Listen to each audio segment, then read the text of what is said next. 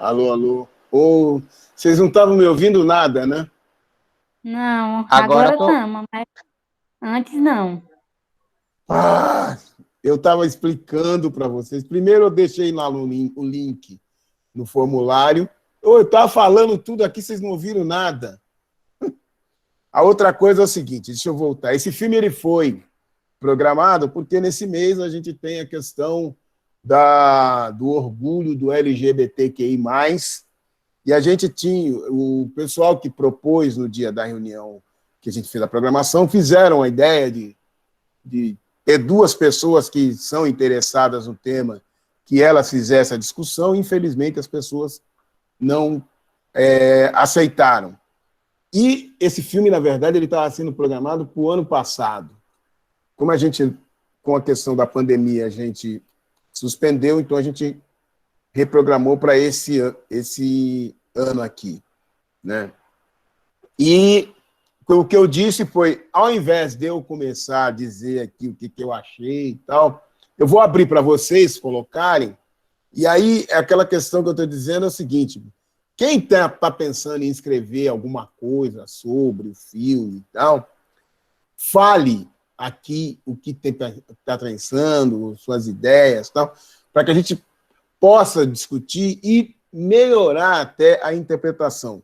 A questão aqui não é de certo e errado, né? Mas é uma questão da gente colocar nas questões de interpretação, cada um tem a sua. E a gente não vai ficar aqui... Agora, é óbvio que a interpretação varia, mas ela não é infinita, e as pessoas precisam ter, pelo menos, uma boa justificativa para que tenha aquela a sua interpretação, né? Mas a interpretação é individual. Então, está aberto aí para vocês. Falem, por favor. E não se esqueçam de colocar o nome lá na lista de presença.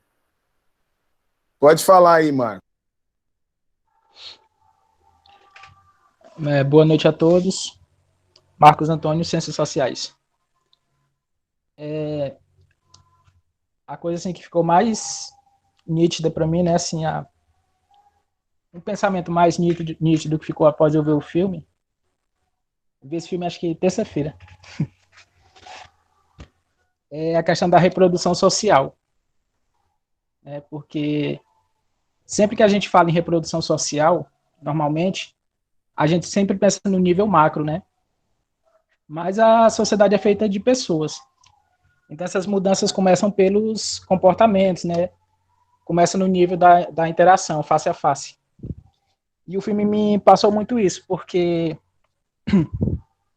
como vocês viram na última cena, o garoto tem a cena dele criança, né?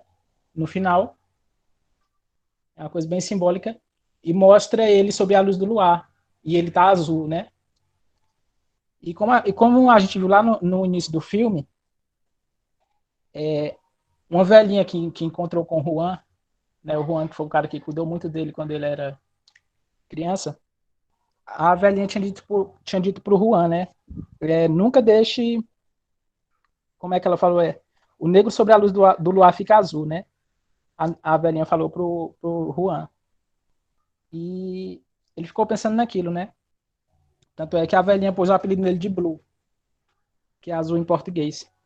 Só que aí ele disse que não aceitou o apelido, né? Porque não era correto deixar que alguém decidisse o que ele viria a ser, né? Então, no caso, ele rejeitou o apelido. E eu acho isso muito simbólico, porque deixar as pessoas decidirem o que você vai ser tem muito a ver com essa questão da reprodução, né? Porque essa questão da hegemonia, dos comportamentos hegemônicos, eles perpassam as opiniões das pessoas. Tanto é que são as próprias pessoas que vão fazer essa reprodução, né? Que a gente sempre fala no nível macro, mas começa de indivíduo para indivíduo, né? A gente vai ter nas ciências sociais, nas humanas em geral, por exemplo, o Michel Foucault, que vai contribuir muito nessas explicações. Algo que eu achei interessante. Eu entendo como se o Chiron tivesse reproduzido, né, o que foi imposto a ele, porque ao longo do filme sempre fica muito obscuro, né? Ele esconde aquilo ali, né? Tanto criança como quando adolescente, né? Como quando adulto. Acho que as únicas pessoas que percebem, acho que são o próprio amigo dele, depois de muito tempo. A mãe dele também deixa isso implícito, mas ela percebe, né? Principalmente naquela cena que o Juan encontra ela no estacionamento usando droga, né? E ela pergunta, né? Você vai cuidar dele? Então explica para ele por que os colegas dele batem nele sem motivo, né? Ali para mim ela estava tipo dizendo, né, o que de fato ele é, que ele era homossexual, que ali na infância ela já tinha percebido. E ao final, né, já adulto, você vê também que ele consegue esconder bem ainda, né? Ele mantém escondido.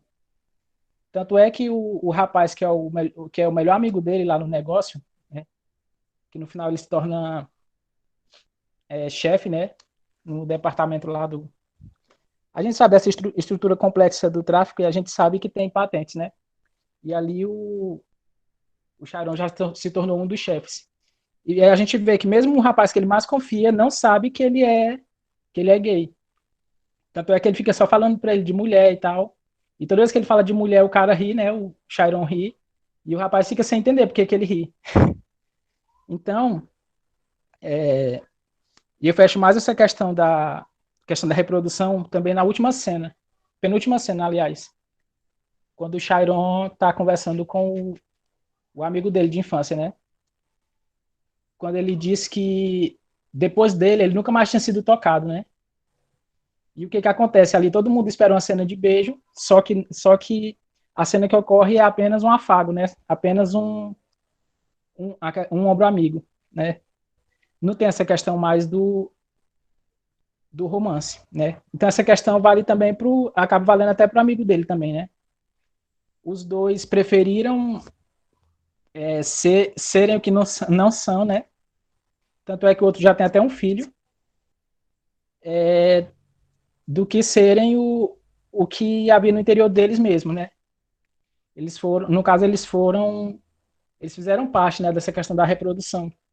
E eu acho isso muito forte, porque se a gente olhar para os quatro cantos, coisas são impostas o tempo inteiro.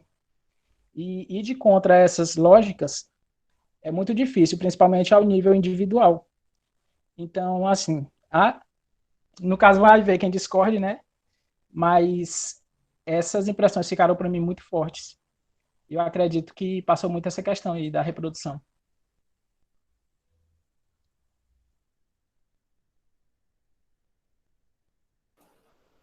Quem mais? Boa noite, gente. Gente, se vocês escutassem um barulho, é porque a vizinhança minha aqui é muito agitada, viu? É, o filme, né? O filme apresenta três etapas da vida de Chiron, o personagem principal, explorando as dificuldades que ele enfrenta, né, no processo de reconhecimento da sua própria identidade, de sua sexualidade e o abuso físico e emocional que ele recebe, né, ao longo dessas transformações. É um filme forte, bastante forte, e ao mesmo tempo extremamente sensível. Porque deve ser horrível, né, ter aquela sensação de ser perseguido a sua infância inteira, né? E ser perseguido. Ei, gente, vai passar um carro de som bem aqui na minha rua. Eu vou só desligar bem aqui Não, um pouco meu pode ir. microfone, professor. Pode falar, que a gente não está ouvindo o seu carro, não. Está muito longe. Tá, vou continuar. Dessa perseguição que o protagonista sofre, né? Que é o Chiron, desde a infância dele. É um filme forte em todos os sentidos, né? De realidade social, que o filme retrata sobre a vida de Chiron e do Kevin, né? Que já que envolve o dilema dele ser negro, pobre e crescer no meio do tráfico e sofrer bullying. E é igual o Marcos falou, né? Chiron e Kevin, eles preferiram viver aquilo que eles não eram. E para mim, para o filme ter fechado com chave de ouro na cena final deles ali, que eles se encontram, eu acho que tinha que ter rolado o beijo, né? Para ter fechado com chave de ouro, igual o Marcos falou. Tinha que ter rolado o beijo. E uma frase também que foi falada, uma das várias frases, né, que foi falada no filme que me chamou muita atenção, que eu quero deixar aqui, é essa aqui. Tem uma hora em que você precisa decidir quem você quer ser. Não deixe ninguém tomar essa decisão por você. E é isso, gente. Larissa? Olá, boa noite. Para mim, na visão que eu tive do filme, o Chiron, ele meio que não entendia, tipo, é uma criança. Ele não entendia porque ele era tratado daquele jeito, porque chamavam de boiola, de viado, pelo jeito dele, o jeito dele andar, o jeito dele dançar. Ele até chega a perguntar para o Juan o que é um boiola. E aí o Juan fica até meio assim, e aí isso segue até a adolescência dele. A mãe dele fala, né, quando o Juan encontra ela no lugar onde vende drogas, aí a mãe dele pergunta, você vai criá-lo? Você vai contar para ele porque os meninos tratam ele desse jeito? E é isso. Aí quando chega na parte adulta, na última parte, que é Black, e aí, quando ele encontra o Kevin, o Kevin até pergunta, tipo, fala para ele, não reconhece, quem é você, Chiron? Ele não conhece o Chiron que agora é traficante, que usa os grilos nos dentes. E para mim, a visão, o Chiron, ele escondeu isso muito por causa do preconceito e tal. Mas na minha visão, o Kevin, ele pode até ter escondido isso e ter vivido uma vida, digamos, hétero, entre aspas, mas também tem a questão da bissexualidade também. Isso pode acabar acontecendo e sendo apagado, igual acontece muito um debate sobre outro filme, que é Me Chame Pelo Seu Nome, que o Hélio é tratado como homossexual e não bissexual. É isso.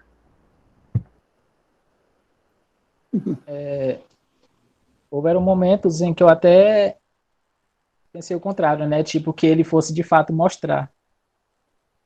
Só que eu pensei isso baseado naquelas ofensas do ensino médio, né? Quando ele estava na escola.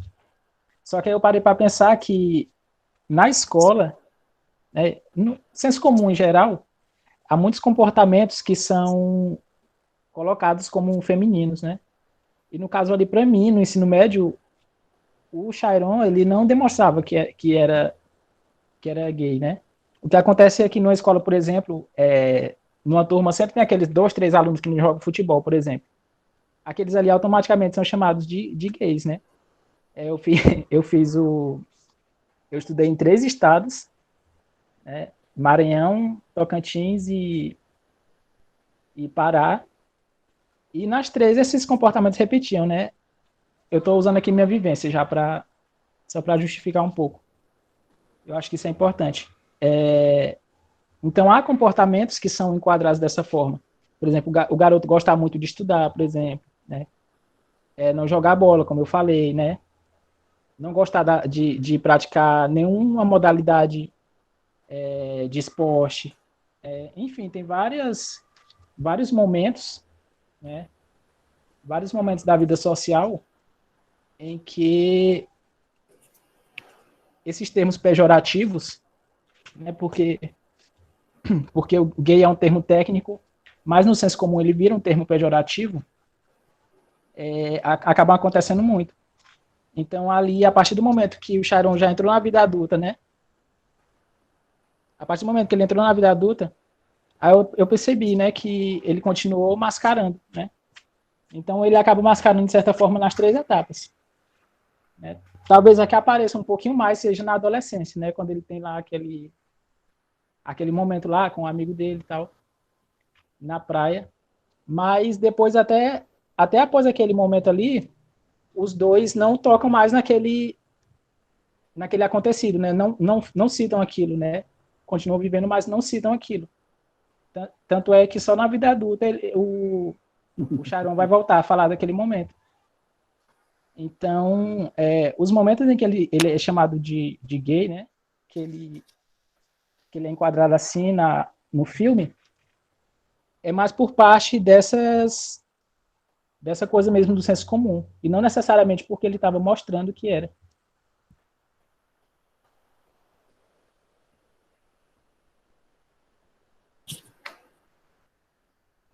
Quem mais? Fala, Paulo. Boa noite. Gente, eu gostei muito desse filme. Eu tinha procurado. Ele tinha na Netflix, eu já tinha visto o banner dele antes. Aí, quando falaram que ele ia ser exibido no Cine Clube, eu disse, não, vou assistir. Só que o título foi retirado da Netflix. Mas, assim como o Marcos disse, essa questão da reprodução social, eu me vi em algumas partes, né, dentro do filme, como a homofobia, né, que eu sofri quando eu era mais jovem, e que ainda sofremos até hoje, né, não só eu, mas muitas outras pessoas. Tipo, a questão de ser um alvo, né, dentre as pessoas, que a gente percebe que ele é tido como um alvo ali.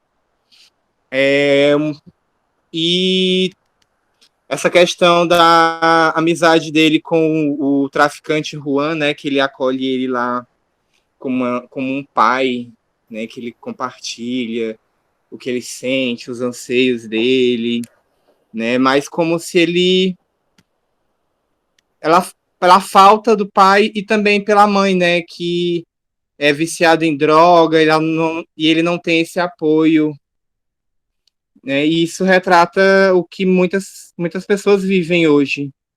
Eu gostei bastante desse filme por conta disso, porque ele realmente toca.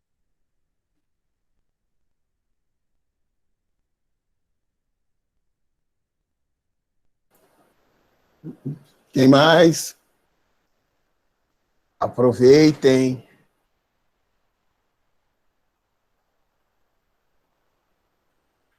Ninguém mais? Eu vou ler aqui o que o Welber falou, porque ele está com o programa de som, que ele entendeu que o filme começa com o personagem Chiron, que durante sua infância vive em um bairro violento e sofre bullying na escola e na rua. O garoto ainda enfrenta o desprezo da mãe e sua dependência química com as drogas. O filme também mostra o processo de autoconhecimento, onde o jovem conhece sua sexualidade. O filme mostra o preconceito com a homofobia do homossexualismo, a homofobia do homossexualismo, tá? Que ainda os homossexuais sofrem. Tá, tem um probleminha aqui. Tá. Professor, Diga. só uma última ressalva aqui, mas é mais na questão técnica, né? Eu fui ler alguns dados do filme, questão de números e tal, que eu sempre gosto de ver essas coisas. Esse foi o segundo filme com pior bilheteria a ganhar um Oscar, né? Ele ganhou 3 Oscars. Entre as listas dos filmes que foram melhores filmes, né? Que receberam a estatueta nessa categoria, ele foi o segundo com a pior bilheteria, né? Então eu fiquei pensando assim na questão do estranhamento, né? Com o filme. Porque, por exemplo, quando é um blockbuster, a pessoa não precisa saber não é preciso se saber nada do filme, né? Mas ele já vai ter uma ótima audiência, né? O filme da DC, o filme da Marvel, né? Ele sempre vai ter uma bilheteria boa. Agora, quando é um filme de alto valor estético, artístico, né? Enfim, o processo é outro, né? Porque, por exemplo, o nome do filme, Moonlight, sob a luz do luar. Isso não é um título que vai atrair as massas, né? Então, quando ele está em cartaz, eu acredito, o que vai fazer ele ter uma boa bilheteria são as impressões daqueles que vão primeiro e vão contando essas impressões, né, para as pessoas. Então, quando o cara que não é acostumado a esses filmes vai assistir um filme desse no cinema, ele simplesmente não vai sair contando, né, para as pessoas as impressões dele, porque provavelmente ele não vai ter curtido o filme. Então, eu acho que esse pouco público que ele teve está muito ligado a esse estranhamento que as pessoas tiveram, né? Porque a mim mesmo, né, eu me senti incomodado até a parte da adolescência, né? E eu acho que isso é um problema meu já. É claro que ninguém vai ver eu falando mal, tal, de homossexual e tal, mas, tipo assim, é uma coisa que o conhecimento ajuda, né, a mim reverter esse quadro. Eu venho ficar confortável com o filme já na vida adulta do Chiron. Talvez porque a heteronormatividade tenha se expressado mais no filme, né? Assim, eu não tenho, assim, problema em dizer, né, que eu tenho algum, como é que eu digo? Algum estranhamento, né? Mas, assim, é uma coisa que o conhecimento vem a diluir, né? A enfraquecer. Diferente da pessoa que simplesmente sai praticando esses atos e tal. Eu reconheço que é uma coisa errada, mas talvez o estranhamento me venha porque eu faço parte desse mundo, né? Talvez muitos sentiram isso também. Mas a partir da vida adulta eu já começo a levar mais normalmente. Tanto é que esse filme hoje, assim, eu considero um dos melhores que eu já vi, né? Simplesmente porque me trouxe, me abriu mais os horizontes, né? Para eu encarar melhor esse problema. E eu acho que pior do que não encarar é praticar, né? Então eu reprovo totalmente, né? Obviamente. Mas eu não tenho como dizer que o filme não me causou esse estranhamento também. Mas em questão de aprendizagem, acho que foi um dos filmes que mais contribuíram para mim, assim, na minha vida, assim. É um filme que eu vou rever. Sempre que eu tiver oportunidade, eu vou rever. Olha, a primeira coisa que eu Professor, diga de Cosme. e também é um filme, acho que todo mundo percebeu que só tinha personagens negros, né? Em cada cena eu ficava prestando atenção, caçando, mas eu não vi nenhum branco no meio ali atuando. Eu queria, em primeiro lugar, isso que você falou, Cosma, é que esse filme ele é do cinema negro norte-americano. Você tem no cinema, na filmografia norte-americana, até 1970, né, você tinha os negros com uma participação ínfima. Nós tínhamos assim, tem o caso que até reveram agora, levantaram, daquela atriz negra que ganhou um Oscar no filme E o Vento Levou, e ela não pôde ir receber o Oscar porque ela era negra, né? E depois dela, só em 1960 é que um negro voltou a ganhar um Oscar, que foi o Sidney Poitier. E aí, nos anos 70, você tem o Blaxploitation, que é um movimento de cinema negro. E o que foi o Blaxploitation? Blaxploitation foi uma visão dos negros do cinema. Eram os negros norte-americanos querendo se demonstrar no cinema. Lá, não sei se ainda está, mas na Netflix tem um filme do Ed Murphy, que ele conta que é a história do primeiro diretor de Blaxploitation. E o que foi o Blaxploitation? Era um cinema onde os negros faziam um filme na mesma ótica que os brancos, só que eles invertiam. Então, os negros faziam o papel que a gente brinca de mocinho, e os brancos, se participassem, faziam um papel de bandido. E eles criaram vários personagens e vários títulos. Eu me lembro da Cleópatra Jones, que era uma uma espiã negra, né? Você tinha teve um que ele acabou vindo para a televisão, agora eu esqueci o nome dele. Aí,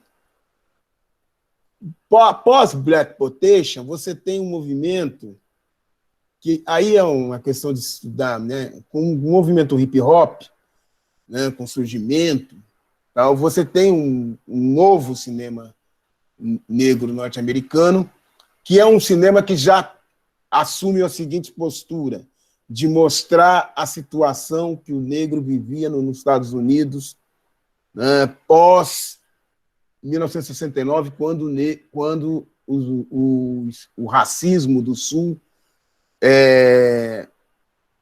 passa a ser combatido. Ele não acabou até hoje, né, mas os negros ganham o direito, a cidadania plena no sul do Brasil, do país, e o movimento, o cinema, esse novo cinema negro, vai mostrar que a situação não estava boa, né? Que, na verdade, o negro continuava discriminado, explorado e cada vez mais marginalizado na sociedade norte-americana. O grande filme dessa época seria os Black Boys in the Rooms, Os Donos da Rua, né? E aí depois você tem, em 1980, um marco que vem com o Spike Lee, que é uma nova forma do negro no cinema. Spike Lee começa mostrando o negro na sociedade norte-americana e a sua interação com o branco, né? O segundo filme dele, que parece até que é o primeiro, né? E não é, que é o Faça a Coisa Sorte, to the right Thing, que tem uma cena fantástica, né? Quando que ele vai mostrando a polícia passando, os negros olhando, aquela tensão toda. Então, o Spike Lee ele vai começar a mostrar que, apesar de tudo, você tem ainda um problema de relações raciais e que o negro é ainda prejudicado naquela sociedade, e termina de uma forma bastante cruel, mas aí já é uma visão em que você começa a questionar e colocar o branco dentro do cinema, né? E aí a gente pode dizer assim, o negro passa a participar do cinema, o branco, quer dizer, o branco passa a entrar nessa visão de mundo que o cinema negro norte-americano construiu, né? E aí, nós estamos agora, eu posso dizer que nós entramos numa nova era, né? Hoje, por exemplo, o Spike Lee já fez um filme só com brancos, né? Você tem vários filmes que os negros estão fazendo, os diretores negros norte-americanos, em que os brancos entram, participam e tal. Esse filme aqui, ele é um pouco diferente. Ele é um filme que mostra a questão do negro, isso que a Cosma disse. Os negros... É um filme que está mostrando a realidade do negro norte-americano e do sul dos Estados Unidos, de Atlanta, Geórgia, o que é bastante interessante.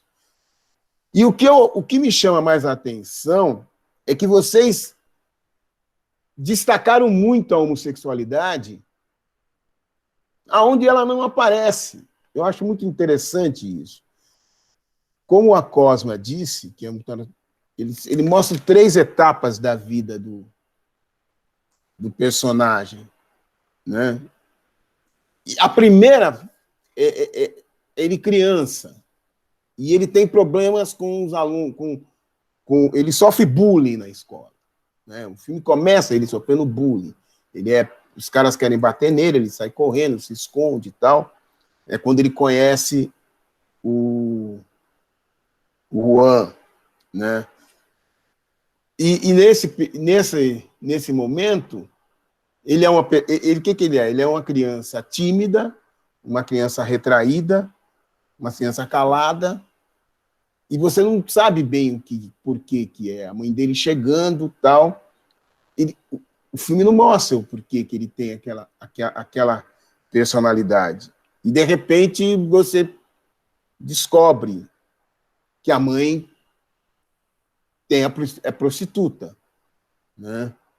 E é interessante, porque quando a mãe é pega lá no carro e o Juan cobra, o Juan está criticando que a mãe é a prostituta e que aquilo prejudica. E a mãe diz para ele, olha, é por isso que o meu filho sofre. Ela não fala que é porque ele é homossexual. Isso não passa no primeiro. Vocês viram isso? Eu acho fantástico isso. Não, o que a mãe está dizendo é as outras crianças sabem que a mãe dele é prostituta. Ponto. E ela diz para o rapaz, olha, e você me vende droga. Agora você me vende droga e agora você quer cuidar do meu filho? Se você quiser, tudo bem. E é muito interessante essa parte do filme, por quê? Porque o Juan adota o filho.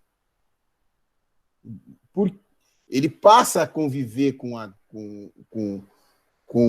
o Juan, e eu acho interessante a falta do pai, uma mãe drogada, que vive na prostituição, que dá uma atenção quase zero para ele, e isso faz com que ele seja uma criança retraída.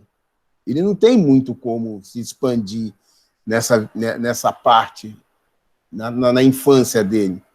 E quando ele vai para juvenil, a segunda parte da vida, também não tem nada de sexualidade implícita nem explícita. Você tem um bullying, um aluno que manda na escola, que usa esse nosso, o Xande, né, como alvo a toda hora, xinga na sala de aula, fala que ele é uma mulherzinha. Gente, dizer que uma pessoa é mulherzinha não quer dizer que é homossexual. Para com isso, gente. Isso daí é a forma de você... Ele estava a fim de humilhar o rapaz. E aí, o que eu acho interessante no filme?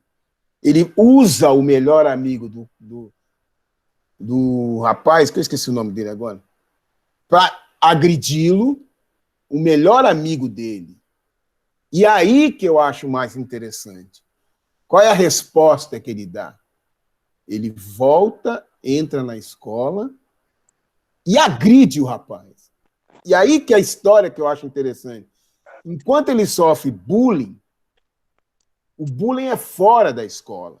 O bullying não é dentro do sistema. Tanto que quando ele apanha, ele é espancado, quem o ajuda é um inspetor, que eu achei ótimo, um homem negro com dreads. Né? Falei, pô, ele é ajudado. Não acontece absolutamente nada para quem agrediu. E quando ele agride dentro da sala. Ele agride no sistema. E é muito interessante. A agressão dele, que ele faz, é menor do que a agressão que ele sofreu. Bem menor. Mas o que acontece? Ele é preso. O sistema entra e coloca-o como marginal. E daí surge o terceiro personagem. Né? Aí a questão quando ele mantém a relação homossexual no mar, na praia, né? Que eu achei muito legal, é a água e fogo, né? E eles colocam a maconha. A mãe dele é viciada em crack. Ele vai usar a maconha, a canja, que é bem menor, é de intensidade, né? E o que acontece ali também na praia é um beijo e carícias entre dois homens. Absolutamente mais nada. Embora não vai dizer que é forte, eles estão ali, eles se tocam. Um masturba o outro, tal. Tá. E aí o que acontece? Só uma dúvida enquanto os outros integrantes chegam no seminário. Diga. Em relação às atividades, se elas forem entregues, assim, era para entregar até às 18, eu vi lá. Entregando algumas horas depois, perde ponto também? Diminui Que a 18? pontuação? Que Algumas 18? horas só? Que 18?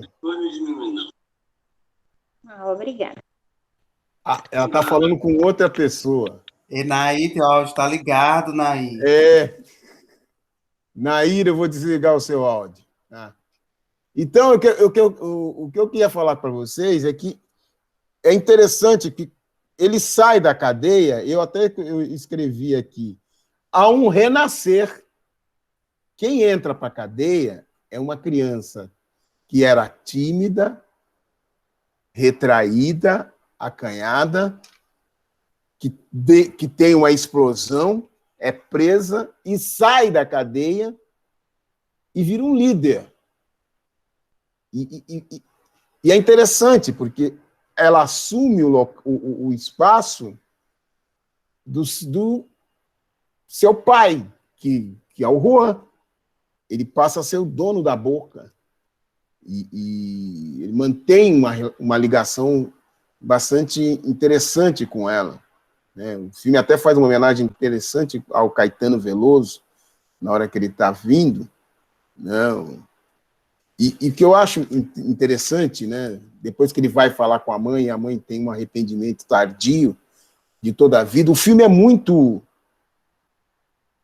Ele é muito intimista. E não é que... Não sei se é sensível, não sei. Mas ele é muito jogo pesado na realidade do negro norte-americano.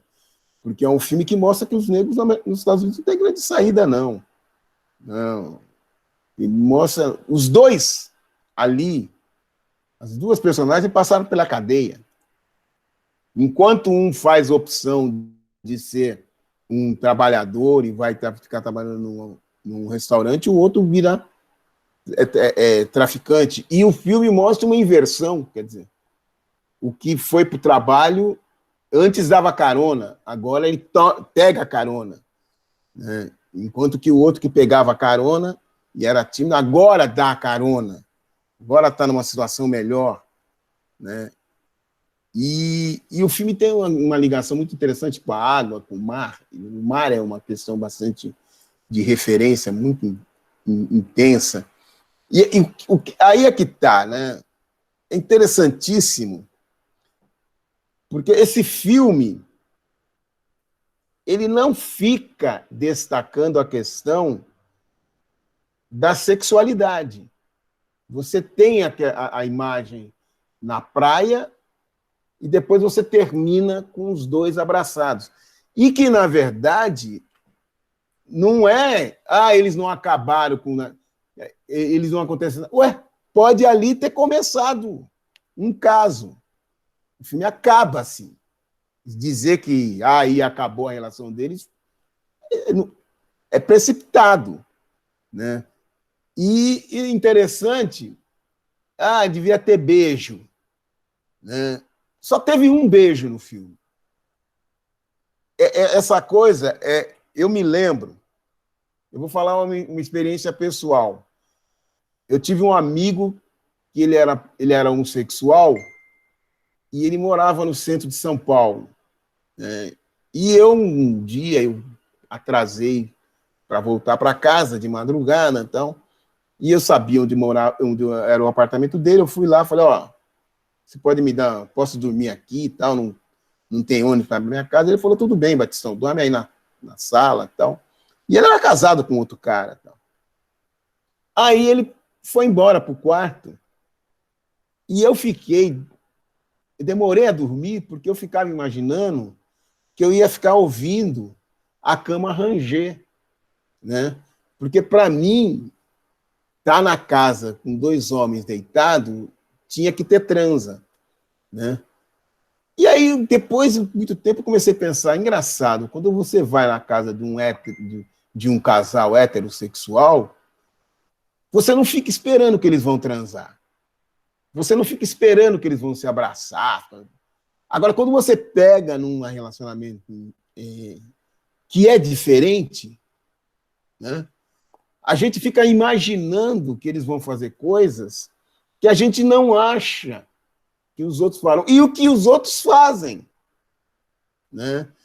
Mas que incomoda. Esse filme, ele ganhou o Oscar muito por conta de que, eu acho que foi um ano antes, o Oscar, que por sinal, a presidente do Oscar era uma mulher negra, e o Oscar não indicou nenhum filme negro. E aí o que aconteceu?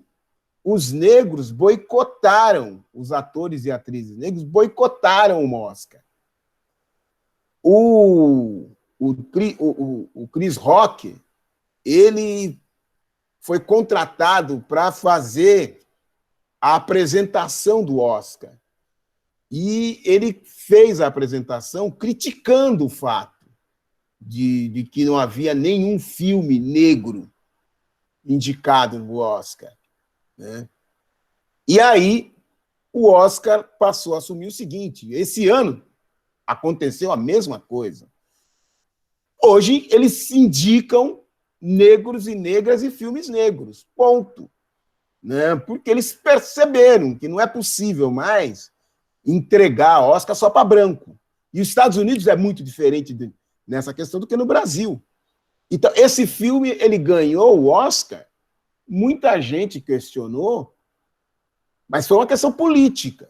Ele ganhou por quê? Porque havia uma pressão e aí as pessoas, com uma questão de, vamos compensar o que já aconteceu, deram alguns Oscars para esse filme. E ele é um filme que, ele não é um filme que vai ter uma grande bilheteria, porque o tema dele é um tema complexo, porque vocês vejam só, ele é um filme muito baixo astral. Você se assiste um filme, ele mostra uma situação da população negra terrível. É uma criança negra, sem pai e com uma mãe drogada e prostituta. E o outro amigo, você não sabe o que ele é, mas ele foi preso depois. Ele nem conta como, mas ele foi preso, né? Você vê o tráfico ocorrendo naquela vizinhança. Na escola você vê a violência. E é interessante, porque a violência entre as crianças negras, você não tem o racismo no filme. O racismo não surge. O que você tem é uma violência incrível no meio daquela criança negra, né? E a única coisa de sensual que tem, de sentimento, de sensibilidade, é uma relação entre dois homens. E é uma relação muito tênue, que vocês... não, eles são amigos, eles têm uma relação na praia, e depois, no final... né, é muito interessante quando o cara fala: você foi o único homem da minha vida, o único homem que pegou em mim. E quem fala isso é uma pessoa que passou pela cadeia. Gente, se você for homossexual na cadeia, não tem por onde. Você vai comer, você vai praticar a homossexualidade. E ele diz: você foi o único homem da minha vida. E é interessante porque ele não diz se ele teve mulher. Ele não fala. E o outro casou, ou teve uma relação com uma mulher, teve um filho, tal. Ele vê a mulher de vez em quando. Mas o cara diz: o único homem que tocou em mim foi você. E termina os dois abraçados. Né? Bastante uma coisa terna. Né? E é interessante de como é que as pessoas destacam, né? O filme ele não é homossexual explícito nem na adolescência, nem na infância, nem na adolescência, nem quando adulto. E mais, ele usa aqueles olhos, o dente de ouro, né? Tudo dele é para mostrar uma masculinidade, tal, né? Ele é um traficante, né? E ele diz, olha, eu comecei como pequeno, depois eu subi, eu cresci, eu conquistei o meu espaço. Ele não estava como chefão à toa, ele foi galgando o caminho lá, galgando os degraus até atingir o topo. E nesse mundo, ninguém consegue isso brincando. Você tem que ser... Vamos que vamos. E aí, eu achei bastante interessante como é que vocês conseguiram ver tanta sexualidade nesse filme. Que eu não vi. E falei, pô...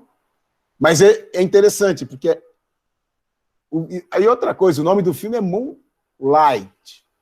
Esse negócio de Sob a Luz do Luar é coisa brasileira. O nome do filme é Moonlight, que é a luz da lua, né? O título é esse, né? E eu queria até ouvir um pouco mais, porque eu achei muito interessante como é que vocês viram tanta homossexualidade no filme, até quando ele era uma criança, né? E que só apanhava, que corria, tal, e vocês acham que isso era por conta da homossexualidade, e ele não mantinha, ele não falava com ninguém, ele não mantinha, ele era uma criança fechada, o filme inteiro, ele é um moleque sério, ele não dá risada, ele não brinca, ele não faz nada, ele está sempre com a cara fechada, né, tal, e quando ele se solta é para quebrar o cara dentro da sala de aula. Achei interessante vocês verem que isso era uma questão da homossexualidade dele. Eu queria ouvir mais. Professor, eu estou com uma pequena dúvida, bem que Diga. na parte que você fala lá que a mulher ganhou o Oscar e não pôde receber o prêmio, né, por ser negra. Nessa época, o racismo ainda não era crime, não? Não. Ah, sim. Não, acontece o Entendi. seguinte, essa pergunta sua é boa. Até 1969, o racismo era legalizado no sul dos Estados Unidos.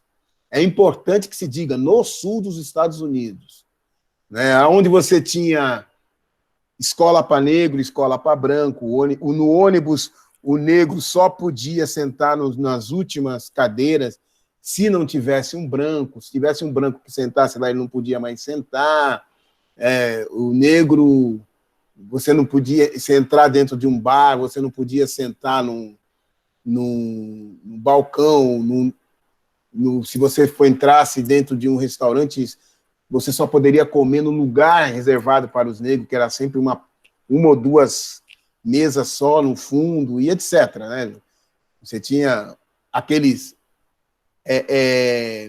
bebedouro para branco, bebedouro para negro, e os negros não tinham direito de votar. Né? E aí, em 1969, depois da morte do Martin Luther King, depois da morte do Kennedy, John Kennedy, aí essas leis caem, e aí o negro norte-americano do Sul ganha direitos à cidadania. Ele ganha direito à cidadania plena. O racismo existe até hoje nos Estados Unidos. Ponto. Está aí George Floyd, que foi assassinado pela polícia o ano passado. E fora os outros também, que já teve mortes hoje. Então, o racismo ainda existe nos Estados Unidos, mas ele não é mais legalizado. Você tinha a Ku Klux Klan que fazia manifestação pública, etc. Ninguém combatia, né? E aí, quando eu esqueci o nome dessa atriz negra, quando ela ganha, né, o Oscar, eu achei até muito estranho. E ela não pôde ir mesmo, né? E quando ela recebe o Oscar sozinha e chora, tal. E o pessoal circulou até essa informação pelo WhatsApp. Eu acho que também como é que fala? Pelo Instagram, tal. Eu preciso lembrar o nome dela. O Naí, você quer falar alguma coisa?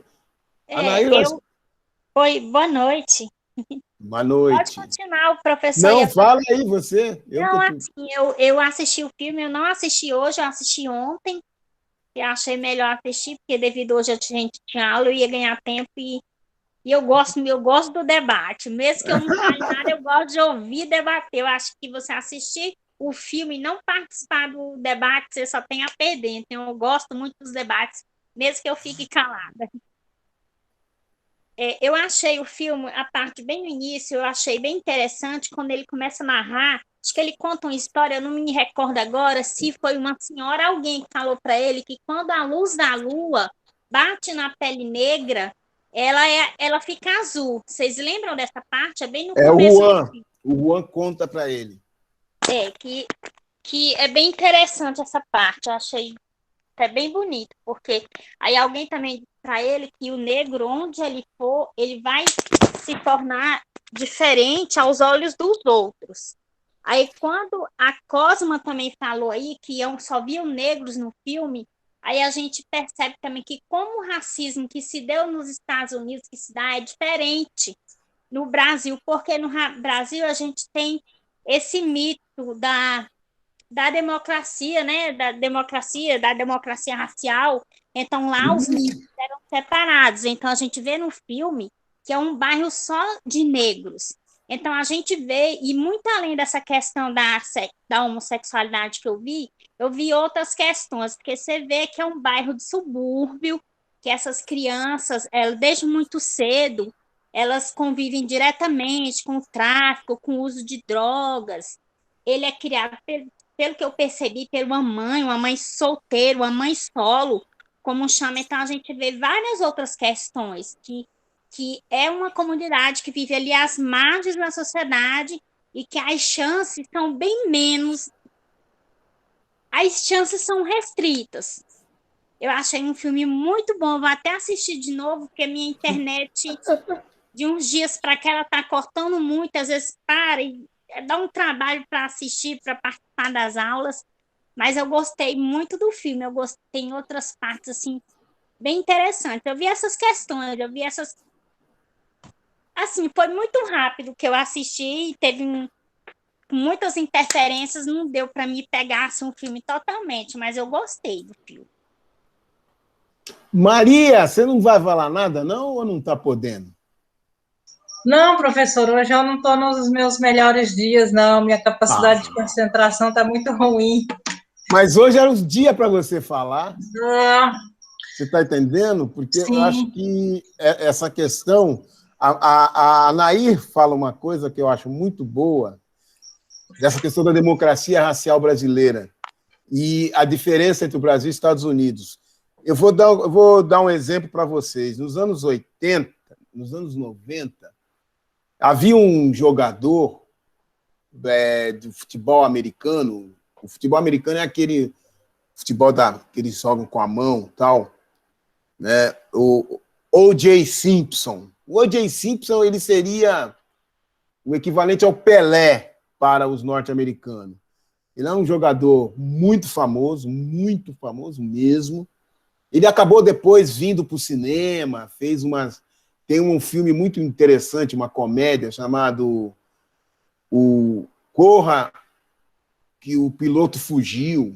Eu acho que é Corra, o piloto sumiu, piloto sumiu, que é uma comédia dentro de um avião, tal.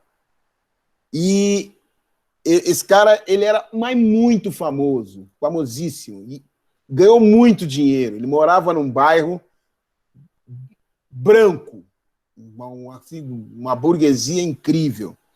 E um belo dia, ele é preso. E é interessante que a prisão dele foi filmada ao vivo, porque ele foge, a polícia vai atrás e uma TV norte-americana foi avisada, eles saem com um helicóptero e eles seguem a perseguição, né? E eles cobrindo tal, ele é preso. Por que ele é preso? Porque eu vou contar outra pessoa assim. A mulher dele foi morta por facada e ele foi acusado de ser o mandante, de ter matado a mulher. A mulher dele era uma mulher branca e ele morava num bairro branco e ele não assumia a questão racial negra. Ele nunca falou que ele era negro, nada, tal. E aí, quando ele vai responder o processo, como ele tinha muito dinheiro, ele paga a fiança e ele fica solto e vai responder. E aí vem um advogado negro, decide fazer a defesa dele. E aí, na hora de montar o júri, o advogado dele, que era um camarada muito bom, ele briga para que a maioria dos jurados fossem negros, porque ele falava que ele não confiava nos brancos, os brancos eram racistas e tal. E a maioria do júri foi negro e homem. E esse julgamento do Odessi foi muito... demorou, sei lá, uma semana, 2, um mês, demorou muito tempo, né? E enquanto ele foi julgado, o SBT decidiu fazer uma cobertura sobre esse julgamento e mandou uma equipe de jornalistas para os Estados Unidos para ir no bairro onde o O.J. Simpson morou quando ele era pobre.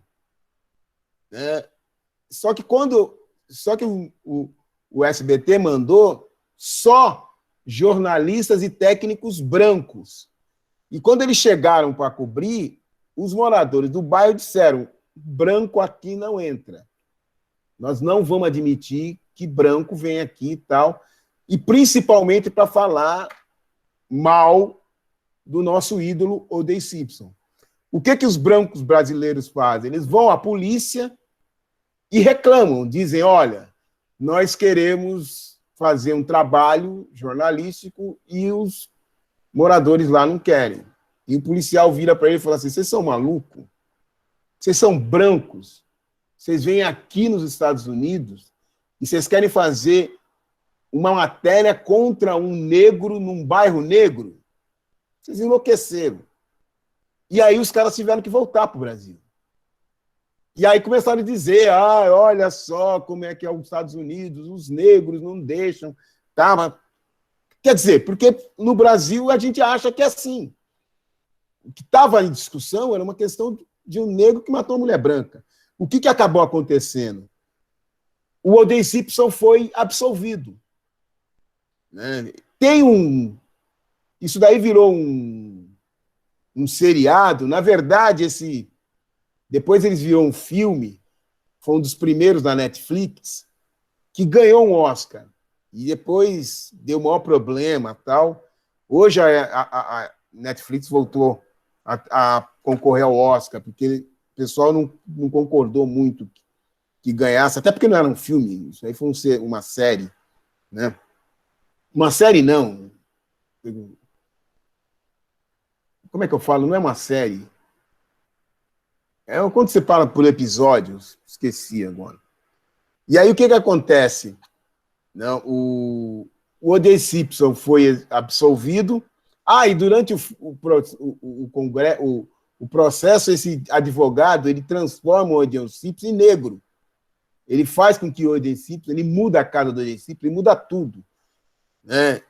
E o que foi muito cruel é que o O.J. Simpson ele é absolvido e depois a justiça, estranhamente, a justiça norte-americana, faz com que ele pague uma indenização gigantesca, assim, uns 10 milhões de dólares, sei lá quanto foi de dólares, para a família da mulher. Então ficou uma coisa assim, como é que ele foi absolvido se ele teve que pagar pelo assassinato? Na verdade, ele foi absolvido porque o júri era de negros.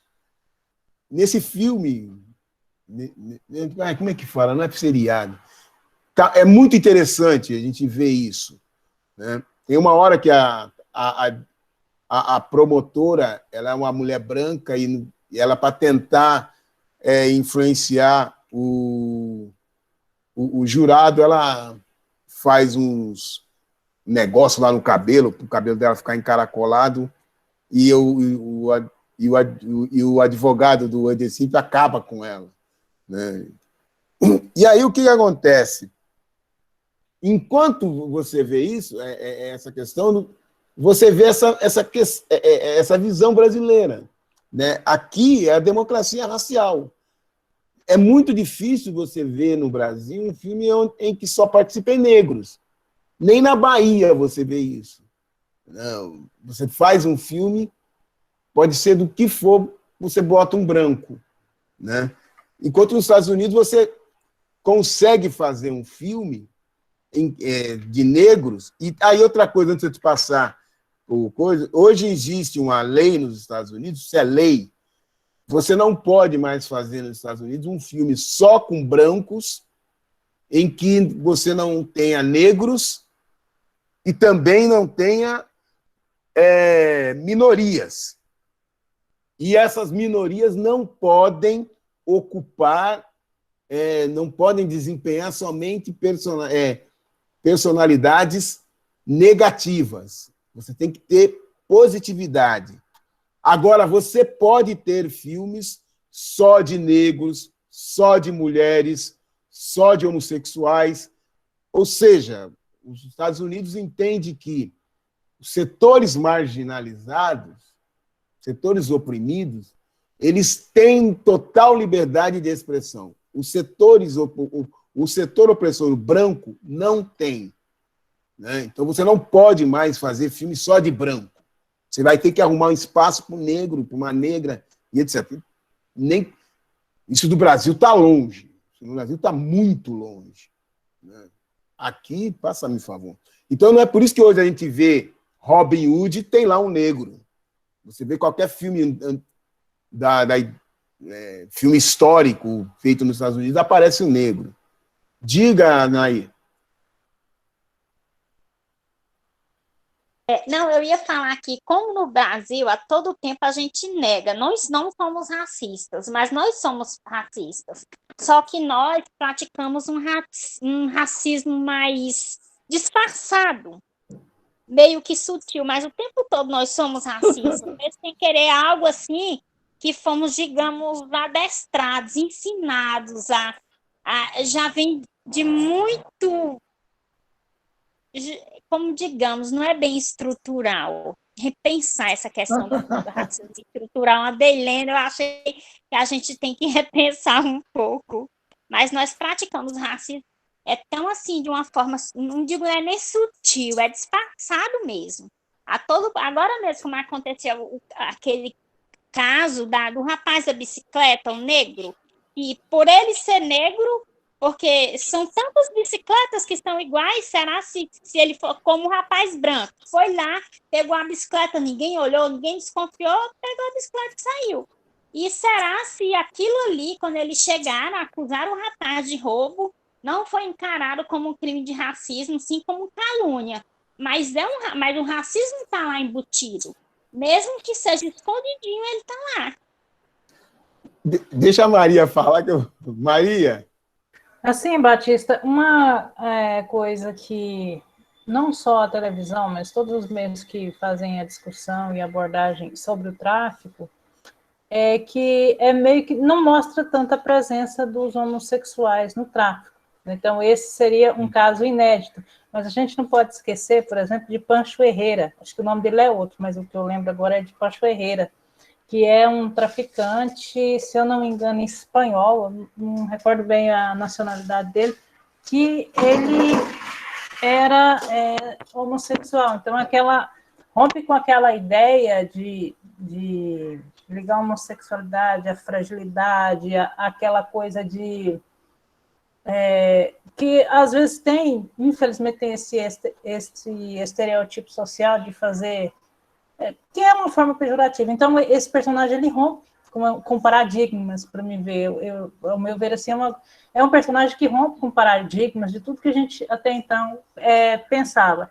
Eu também, assim, ver a questão da homossexualidade no personagem, eu não vi essa presença tão marcante também, nem desde a infância. Eu vi uma imposição das pessoas que não era ele que falava, mas era, por exemplo, a mãe dele falava, você não está vendo o jeito desse menino? As outras pessoas diziam para ele. Ele não chegou e disse para ninguém assim, eu sou homossexual. Eu não vi em momento nenhum ele dizer, eu sou homossexual, eu tenho a minha opção sexual definida. Não vi. Mas as pessoas jogavam. E não era diretamente, era uma forma sutil também. Não falava abertamente. Você não vê o jeito dele? Você não vê como que ele vai ser tratado? Eu não vi. Eu vi que as pessoas jogavam. E a gente acabou direcionando também. Teve relação, carícias homoafetivas, isso é muito visível. Mas a gente sabe que não existe só homoafetividade, que hoje a sigla ela ultrapassou o contexto da gente dizer homossexual, heterossexual, bissexual. Não, já ultrapassou, isso aí já é ultrapassado. Então, não quer dizer que eles fosse somente pela opção de ser gay, mas poderia ser bi, poderia ser muitas outras coisas, né? Que a sigla ela traz essas muitas outras coisas. Agora nós já ficamos imaginando assim, colocando as coisas na caixinha, que a gente está acostumado a colocar tudo na caixinha, desconstruir isso não é uma coisa fácil. Tudo a gente acha que tem que ser assim, assim, e isso é um mal. Eu tenho esse mal, muita gente rompeu com isso, claro, o senhor já rompeu com isso, mas eu ainda fico tentando colocar as coisas no lugar, não é assim. Nós somos muito diversos. Primeiro eu vou responder para a Naíra o seguinte, na verdade, o racismo no Brasil não é disfarçado mais, não é. Esse negócio de dizer que o Brasil tem um racismo disfarçado é uma coisa, já está superado. Isso que você está dando exemplo, Nair, mostra que não é. O cara pega e vê. O caso ele percebe que a moto que a bicicleta da namorada dele foi roubada. E ele vê um negro com a bicicleta, imediatamente ele acusa o negro. E aí o que acontece? O negro fala, não, a bicicleta é minha e tal. E aí ele pega e vai tentar abrir o cadeado e ele descobre que que ele errou. Eu vi o que o cara gravou, aí ele tem uma fala dele que é muito interessante, né? Que ele diz assim, em momento algum eu te chamei de negro, eu não disse que você roubou porque você é negro. E aí o moleque xinga, manda embora, tal. Ele fez aquilo porque o rapaz era negro. Acabou, olha, roubaram, tem um negro ali, a bicicleta é igual, ponto. E aí ficou explícito, a coisa ficou ridícula, quando surge um branco que mora no bairro que roubou a bicicleta. Então foi um branco que morador do bairro, e ele acusou um negro que mora no subúrbio. E teve também o caso dos Estados Unidos, lá no Rio, não, o caso do rapaz que foi morto com 80 tiros do Exército. Não só isso, a maioria das pessoas que morreram por bala perdida da polícia foram negros. Então, hoje em dia, não se discute mais que o Brasil é um país racista. Isso é bobagem.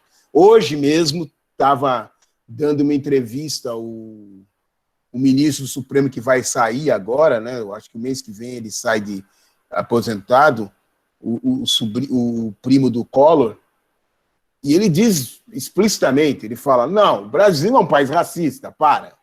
Nosso país é desigual, é racista, então bobagem. Não tem nada de disfarce. O nosso presidente é racista, explicitamente racista, ponto. Ninguém mais entende que o racismo no Brasil é um racismo escondido, nada. O racismo brasileiro hoje é bem explícito. Entendi. Professor, tem um caso ninguém recente. mais aceita que... que as pessoas não assumem como racista. Quando a delegada chega e fala assim, ele não chamou de racista, ele não falou nada, então eu não podia tecnicamente... Isso é uma questão da sociedade brasileira. Eu posso discriminar uma pessoa, por exemplo, desculpa te cortando, Anaí, uma pessoa chega na minha loja, eu não atendo porque ele é negro, mas eu não digo isso, e ele vai lá e diz, olha, ele atendeu 10 pessoas e não me atendeu, todos os 10 são brancos, eu sou negro, fui o único. Ele falou para você que é negro? Não, então não foi racista. Isso é brasileiro, isso é... O problema aí está o racismo estrutural. Pronto. E quando a pessoa faz tudo, você ainda cria 1000 desculpas para justificar essa questão. Agora, para você, Maria, tem um exemplo muito bom no Brasil, que foi Madame Satã. Madame Satã, a gente passou 2 filmes aqui em homenagem a ele, né? Madame Satã, que foi o segundo filme feito pelo... como é que é o nome dele? Lázaro Ramos. E depois o Rainha Diaba, que foi o primeiro filme do Milton Gonçalves, em 1970. Né? O Madame Satã, ele foi um homossexual, ele era delinquente, vamos dizer assim, mas... E como que eu posso dizer? Ele era criminoso, né? Mas ele vivia de droga e tal, briga, mas ele era líder, né? Ele era capoeirista, e ele quebrava todo mundo, arrebentava, tal. Ele morreu em São Paulo.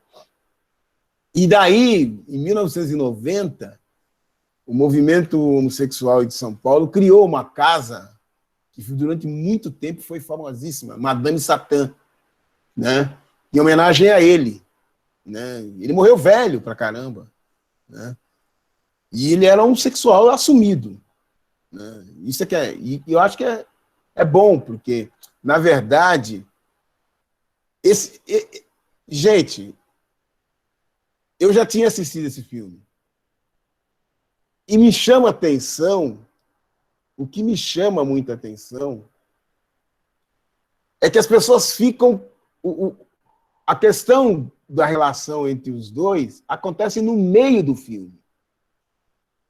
E depois tem um abraço no fim do filme. As pessoas pegam e comentam, não, ele já começou assim, aconteceu no primeiro, o olhar... E começa a ter... O filme só tem 2 imagens de relação entre 2 homens. E aí todo mundo diz, não, o filme é sobre a questão da homossexualidade. E eu fico olhando, falo, nossa, até eles irem para a praia, fumarem, acontece muita coisa que não aparece absolutamente... Eles são amigos. Ele sonha vendo o amigo dele transando com uma mulher. O amigo dele fala isso para ele. Você não vê relação homossexual. O amigo bate nele porque ele quer se manter, ele quer ter status, ser respeitado entre as pessoas. Depois eles só vão se ver no fim do filme. Mas as pessoas entendem que não, o filme inteiro tem uma sexualidade que... Não. É que nem você, Cosma, antes de você falar. Não, eu queria que eles se beijassem. Eu queria. Eu acho que, na verdade, vocês queriam que eles transassem. Vocês queriam ver os dois na cama. Sabe? Vocês queriam falar, pô, por que não vou tirar a roupa, não deitaram? Porque vocês viram o sexo onde não tinha, viu? Fala, Cosme. Professor, eu acho que, assim, defendendo o meu ponto de vista, né? Eu acho que eu e os demais, acho que focou muito nessa parte da homossexualidade, é porque na cena da praia, pelo menos eu esperava que o Chiron ia se esquivar naquela hora, que ele não ia aceitar aquilo. Mas ele aceitou de boa, ele gostou. Eu tava coçando minha língua para falar isso, mas ele gostou daquilo. Mas aí, sabe o que acontece, Cosme? Eu acho legal isso, porque, na verdade, o que mais ele poderia fazer se não gostar? Ele não teve carinho de ninguém. A única pessoa que tratou ele bem, as duas únicas pessoas, né? Então, se são duas, não são únicas. Então, vamos dizer, as pessoas que o tratam bem é o Juan e a mulher do Juan, a Samantha. Mas ninguém tratou. E o amigo dele. Ninguém mais trata ele bem no filme. Durante toda a história, ele é humilhado, ele é perseguido. A única pessoa que ele é bem tratado é aquela vez, é com ele. Então ele não podia negar. Ele não podia chegar para o cara e falar assim, não, eu sou macho, eu gosto de mulher. Ele não podia gostar de mulher, ele não teve relação com nenhuma mulher. A única mulher que ele tinha era a mãe era drogada, prostituta. Ele não teve nenhum afeto no filme, vocês não viram isso. Ele não tem afeto, ninguém trata esse moleque com amor. Quando o rapaz diz assim, eu vou quebrar sua cara, eu vou te pegar... Quando o rapaz é posto fora da sala, né, é o momento que ele é até defendido pelo professor, mas o cara fala, eu vou te pegar na saída. Ele não vai embora na escola com medo de apanhar. E esse amigo dele vai lá, conversa com ele. Então, era a única pessoa que ele tinha uma boa... É interessante, é que vocês não olham para isso. Vocês não olham, quer dizer, ele não tinha como não ter aquela relação, aquela reação. Todo mundo o tratava mal. Quando você está diante da única pessoa que te trata bem, você vai dizer não. Ou é ele ou é nada. Então vai ele. Mas não, aí vocês estão pensando, não, mas ele é homem com homem não dá, respeita. Tá, para com isso. Ele não tinha outra opção, né?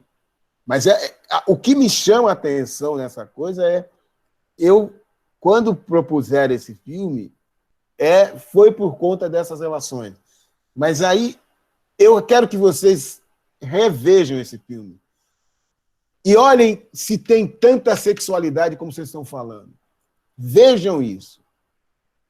E depois, uma hora, numa outra oportunidade, vocês me falam. Eu quero dizer para vocês estão vendo sexualidade demais. Né? O filme ele não passa isso. O que ele acontece?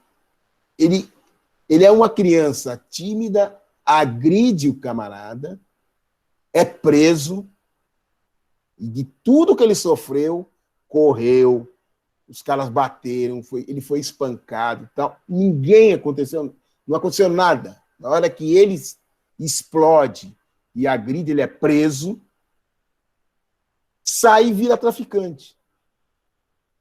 Aí, ele não gostava de mulher. Quem disse que não gostava de mulher? Porque um amigo falava de mulher e dava risada. Tá bom. No final ele diz, nenhum homem tocou em mim. Ele diz isso explicitamente. Né? Se ele fosse homossexual, na cadeia ele ia desenvolver, porque na cadeia não tem como, gente. Na cadeia, ou você praticar isso, ou você é casado e a mulher vai lá. Mulher casou, vai ficar abandonada. O homem não. Se ele tem uma mulher, a mulher ainda vai lá, vai visitá-lo, ele tem direito a uma visita íntima, etc. Se não, vai fazer o quê? Vai casar na cadeia. Vai arrumar um outro... Porque é a questão de você viver do afeto.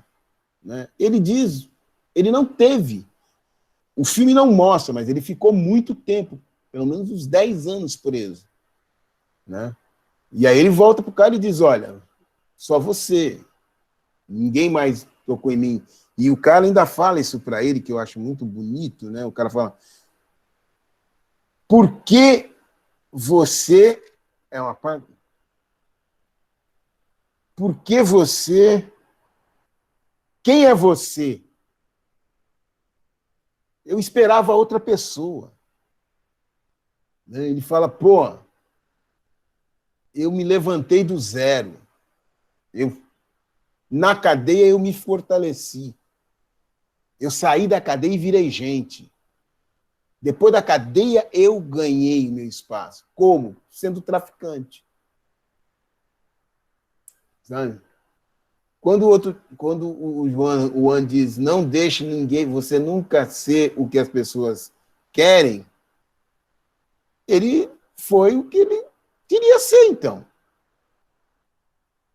E o outro está dizendo, ó, eu nunca fui o que eu queria. Agora eu sou quem? Um empregado, que não tem mais nem o meu veículo de locomoção. Acabou. Eu sou um assalariado. E o outro diz, eu não imagino alguém morando em Atlanta, não, em Miami, né? Sem carro. E o cara tá lá sem carro. Então o filme mostra algumas coisas muito profundo, para além da questão da sexualidade. Que é o... Nossa, eu achei fantástico. Assim, é que eu assisti esse filme vendo a parte da negritude norte-americana, percebendo como é que os negros norte-americanos vivem, né? A relação que os negros... Isso que a Nair vai falar, olha, é um bairro pobre lá de Miami, né? Vocês, eu acho que a maioria deve ser daqui, né? A Naira de Imperatriz, não, mas nessa parte aqui do Brasil, você não tem muito bairros étnicos. Né? Em São Paulo você tem. Né? Aconteceu de uma menina norte-americana, ela veio para o Brasil estudar lá na USP, e de repente essa menina negra, ela me encontra, me abraça, tal. Eu até achei que eu estava com muita fama com ela, achei que eu ia ter muitas coisas, e no fim não é nada. Ela me diz, pô, eu estou aqui, vim aqui para conhecer o Brasil, porque achei que tinha muito negro e não vi ninguém. E me disseram que eu tenho que falar com você. E eu falo para ela, olha, você está onde? Ela estava morando nos Jardins, que é um lugar de branco, burguês, a burguesia pura. E ela saía dos Jardins e ia para a USP. E a USP, o que ela vai ver? Ela vai ver negro trabalhando nos piores não, nas posições menos remuneradas. Aí eu falei para ela, eu vou te dar um banho de negritude. E aí eu comecei a levar ela para a escola de samba, para os bairros. Ela falou, porra, Batista, eu falei, minha filha, São Paulo, você pode passar em São Paulo 1 ano sem ver negro. Você pode. Você vai ver 1 ou 2 negros. Como você pode ficar em São Paulo só vendo negros. Eu tenho minha casa no bairro do Limão, é um bairro negro. Você vai para a cidade de Tiradentes, você vai para a Zona Sul, então, negritude pura. Agora, você tem lugares que você não vai ver negros. Não tem praticamente nenhum negro. Eu tenho uma amiga que mora no Pacaembu, quando eu vou lá, os vigia todo me conhece, por quê? Porque, pô, só vem esse negrão aqui. Não aparece outro negrão. E aparece o negão sempre a pé. Agora, ultimamente, eu estou indo de Uber, né? Mas a maioria eu ia a pé. Aí eu estou andando lá, os caras, oi, oi. Mas por quê? Pô, é aquele negro que vai para casa da dona Márcia. Né? Por quê? Porque não tem. É muito raro isso. Né? Então, quando eu vejo esse filme, eu estou vendo também um pouco dentro dessa ótica. Né? Você está os Estados Unidos, os negros são 10%. 10%. Você vê um filme em que não aparece nenhum branco. Você fala, pô, mas como é que é isso? 10% de cada 100 norte-americanos, 90 é branco. Pô, de cada 100, 90 é branco. Como é que eu vejo um filme de quase 2 horas e não tem nenhum branco? Porque você tem uma sociedade dividida, muito dividida. E é muito interessante no filme que o outro fala assim, preto. Preto. E ele pergunta assim, pô, por que você me chama de preto? Tá, porque eu gosto. Mas não é, porque ele é mais escuro. E o outro é mais claro. E ele está dizendo, você é preto, você é negão. Eu sou negro, mas eu não sou preto, negro, preto, cor da noite, como eu falo. Eu falo sempre para as pessoas, eu sou negro, preto, cor da noite, sem estrela. Nublado. Eu sou o azul. O negro, quando está na praia, em dia de lua cheia, eu fico azul. É difícil você ver, tem um negro mais escuro que eu. E existe. Existe, eu já vi. Eu fiquei assim impressionado. O cara era, porra, perto dele eu era moreno. Falei, porra. Quer dizer que tem maior concentração de melanina do que a minha. Mas é pouco. Né? Então achei muito, muito interessante. Assistam de novo, pessoal. E assistam o filme vendo as relações sociais que tem nele. As relações. Como é que se dá? Como é que ele está na sua infância? O que ele passa naquela infância? Como é que ele passa a juventude dele? Como é que é a juventude? Que relações ele mantém?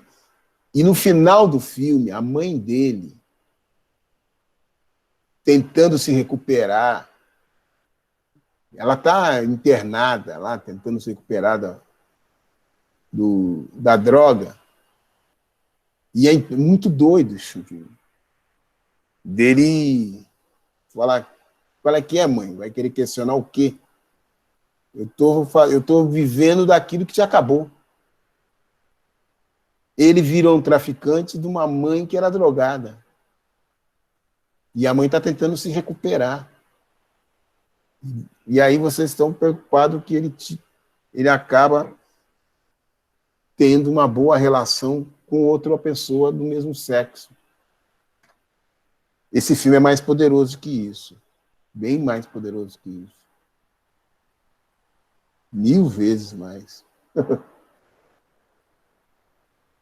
Mais alguma coisa?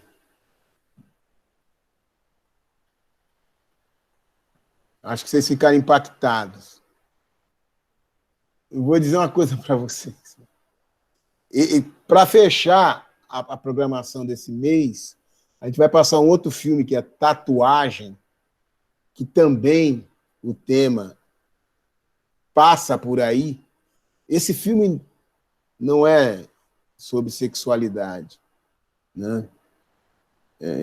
O Tatuagem parece-me que é. Eu acho que esse filme também, Tatuagem, era para passar o ano passado também e que não foi exibido. E teve uma professora substituta da Educação do Campo que ela programou esse filme. Eu não assisti. Ela fez uma programação Ela passou, poucos alunos vieram no dia, né? E é um filme nacional. Mas eu não assisti ainda não, né? Espero que esteja no Netflix. No Netflix não, no YouTube. Eu não tenho certeza se ele está no YouTube, né?